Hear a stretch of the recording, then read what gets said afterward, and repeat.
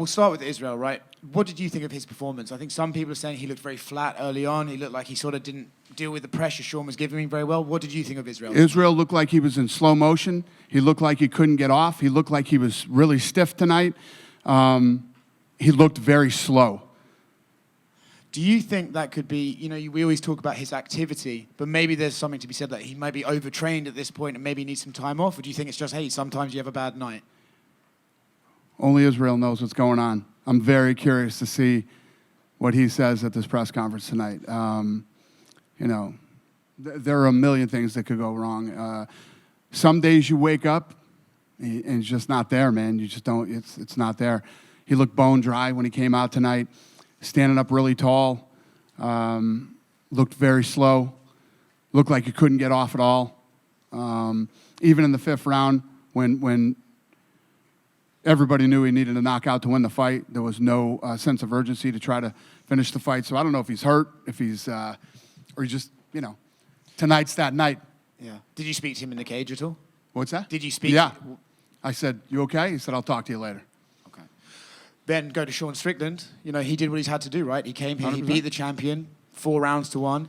Came into hostile territory, the whole world talking shit about him, the whole world saying he couldn't do it, a 7-1 underdog, came in, almost finished him in the first round, and won the championship, won the world title, man. So everything that we're talking about right now about how crazy this sport is, when opportunities arise, you jump on them and you take them. And, you should never turn down fights when you get the call, especially if it's for a world title. Yeah. Sean's an interesting character, right, to have as champion. Yeah, you think? Yeah.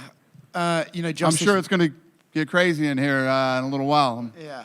Just this week we had the thing with the fan, and I know that he was kind of exaggerating as he does, but do you need to say, look, if you're going to be our promotions champion, can you cut some of that out? Or do you just think, well, let's just see what happens? You know the answer to this question. Listen, we put this guy in this spot.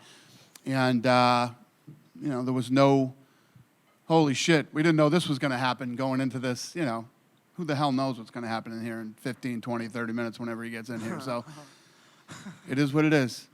This is the fight business, boys and girls. Yeah.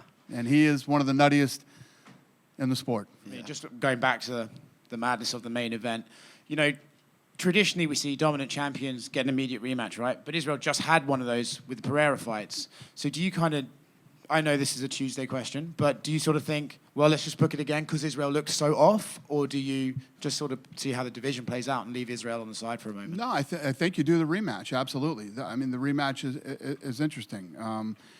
That could be the thing, too. When you think about you're going into the Pereira fight, such a big fight, and you've been in there with this guy so many times, and then you overlook Strickland, and you come in, and I don't know. I don't know the answers to these questions, but Israel does, and I'm looking forward to hearing it.